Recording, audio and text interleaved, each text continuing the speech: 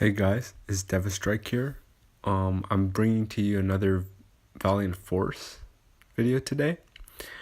I'm just doing an overview of the game. I've kind of reviewed the game on the last video, but I kind of wanted to go into the gameplay of it. Again, I'm not a very experienced player, but there are general trends that you kind of notice in the game. And you kind of get a general understanding of the game. So I'm going to go over aura mostly today. And you could check your aura by going to this skill and looking at the second or third skill, depending if your unit has like a on spawn skill. That's what it seems to be in this game's case. You can see that every unit pretty much has a different aura. And each path, so when you get a 3-star unit, personally I love getting 3-star units because I could always pick and choose what path I take. So every unit will start as, well, not every unit, but a lot of units can start out as 3 stars and then upgrade. Sometimes you could pull units as 5 stars, but if you get like I wanted my Guan Yu to be a paladin, but if you start off with a holy defender, you need to use a rebirth stone to change it, and those are hard to come by. So I always liked starting with 3 stars so I could kind of pick and choose what path I take. Another reason I start at 3 stars is because it's cheaper to reroll their aura when they're 4 stars. You can only pick 2 directions, but because it's cheaper, you could kind of pick out the primary 2 directions and then just try to rely on RNG for the last arrow. Most of the cases in this game, you really only need the arrows for 2 directions, so it's not that big of a deal if you get the last arrow on a direction you don't want. Of course, this isn't always the case, but in my experience, this has been the case. So, in this scenario, whenever any of the units in her aura are hit, she has like a special effect where she shields all allies, as well as triggering allies to attack with a certain percentage. So, let me show you one of my teams and how I built it based on this. So, this is one of my teams. This is not usually what I use.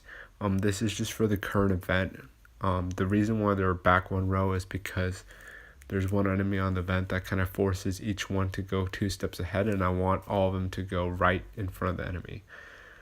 Let's check squad 1. Or this one. Yeah, this one is more indicative of what I'd usually use in this game. So let's look at when our allies and aura are hit. And you could tell the aura based on this interface, based on where those red arrows point to. So you can see that the guardian I have in the middle, right, highlighted green, points to the unit above, bottom, and the right. Right, so if any of those units are hit, she can activate all. There's 65% chance she could activate all of those units that her arrows point to. This one, and this one to attack with a 65% chance, right? So she causes a defensive trigger. So whenever any of these are attacked, all 3 of them may attack, as well as being shielded. Though, in my experience, the shielding really doesn't really change the gameplay, especially at easier levels, because you aren't that worried about damage. I'm sure as you go to harder events, that 30% might be game-changing, but so far, I haven't experienced it. I sometimes also run it like this. It really depends on the event. I'll show you what the trigger does. In her case, whenever any of the allies that are in the red, in Rhea's aura attack, she could get another turn. I'll show you guys in effect what this means. This one, so these 2 archers in the back, they are trigger archers, so whenever they crit, they cause other units in their aura to attack. and that kind of goes in a loop, and I'll show you an interesting mechanic about that.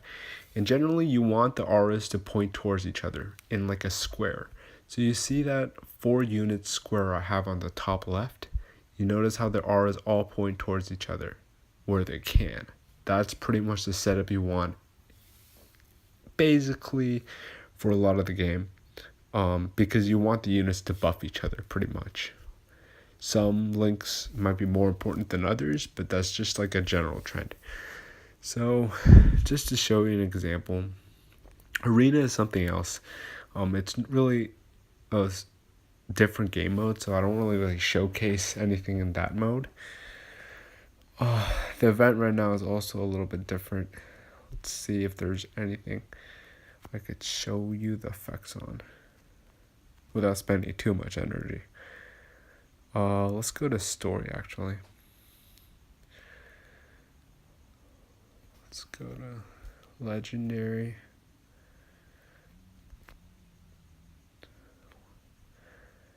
So I need to clear without using a unit. Fair enough. So let's start this. I just use whatever friend, it really doesn't matter.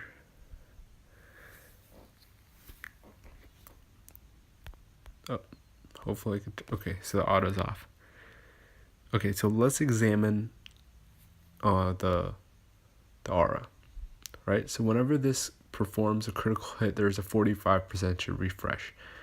So what I want to do with this girl is I want to kind of attack last, just because she could refresh everyone else. Of course, this actually is a little bit risky, because if Cybella, this card, when she performs a critical hit, she'll also activate those units in green to attack. So there's a chance that she'll cause one of the enemies in front of the melee unit to die, and then you won't be able to attack anymore. But that's a little besides the point. Let me just show you a demonstration. So right here we have this unit that I want to attack with first, because whenever these 3 units attack, it could refresh her turn. So let's see that in action, maybe, given good RNG. So attack with her. She's used her turn, so she's blacked out.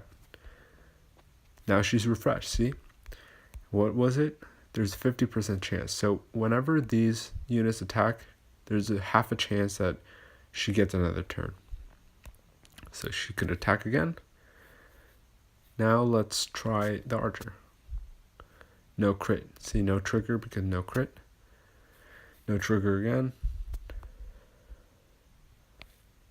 So the reason why these guys lit up is because whenever she crits, the assassin up top crits, it refreshes either of these 2 turns, and it could also be because she gets a 50% chance too. She's a melee unit, so she can't really attack that one. But let's hope. Yeah, we got a crit, but since she got killed in 1 hit, we didn't activate anything. Okay. So let's try the trigger archers again. No crit. No crit. How unfortunate, right? Let me just end this turn and hope she goes forward. Okay, then now this gets interesting. Rhea has a special case where she changes form. It's very good, but I don't want to really get into that this video. I just want to go over auras and how they work. Oh man, they have a good chance to crit too. This is just unfortunate. I'm just gonna end the turn. And why they got triggered is that Rhea, the champion with the red mark on the lower right, got attacked, which activated her attack. Sometimes I switch between Rhea and the Guardian on the bottom to get that defensive trigger more often, but for the purposes of video, I'm just gonna do. This is just unfortunate, honestly. I'm not getting any archer triggers.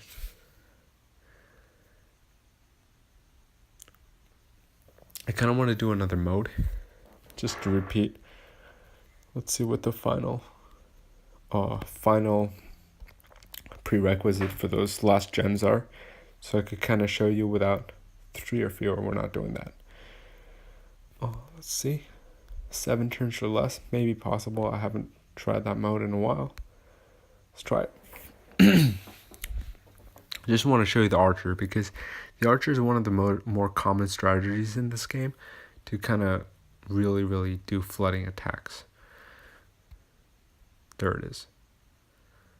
So you see 3 attacks went off from 1 unit. So she critted, and then she would normally cause this and this to attack, but since the enemy was far away, only the archer really was triggered, and she got triggered because of the crit, and then because this one crit, she actually triggered the Cybella back, that archer on the top back, so that was 3 attacks.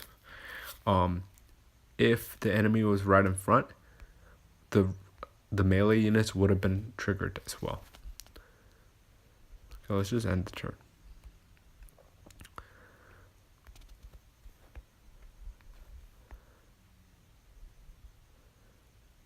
Right? You notice that was more than 1 attack. Let's end the turn again.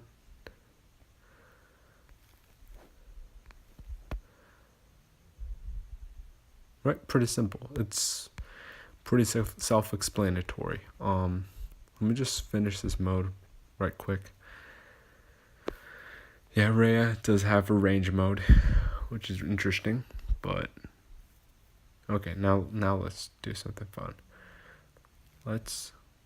She crit. Okay, so did you notice what happened? This first archer I just used crit, the second archer crit, and she activated this unit up front. That causes multiple triggers. Let's hope she crits. It's fine at this point. And of course, you could use active abilities. You know. So that's kind of a basic introduction to how auras work. Different auras are all different. Some of them heal. Some of them, healers have some healing auras. Some healers don't even actually heal. They have certain auras that cause poison damage. It's all really interesting. There's just so much to this game that, there are generally strategies that are better than others in terms of being safe to run, but there's just so many fun ways that you can enjoy this game by mixing up those auras and just figuring out new strategies for yourself. And as a person that's been playing a lot of games, especially games that get power crept or games that are really one-dimensional, that does get really boring. But at least this one, there's just so many units with different auras. I'm aware that some of these units aren't as useful as other ones, but overall, I'm just surprised. Like, I haven't used her yet, but I know she's very good. Let's check out her aura. Right. Whenever they attack, so she's like an offensive Guan Yu, which was that guardian whenever anyone in her aura got attacked. So whenever, for Snow White, whenever allies in her aura attack, she activates an attack and does hex damage. It's just, this game just has so much ways to play it based on different units. Like this one, I don't know, there's just too much to this game. I could kind of go over unit by unit eventually, but I just wanted to give an introduction to kind of the basic mechanics of this game before I kind of went unit by unit. I'm completely aware not everyone will have the same opinions of certain units as I do. I'm not really that far into Arena or the story, in fact, to really be able to tell which kind of skills get more resisted in endgame content, because endgame bosses do start to resist things like stun. I've heard they resist poison or attack lowering, I'm not sure. But I can give you a general idea based on just reading their skills, just like basically how good they are to some extent.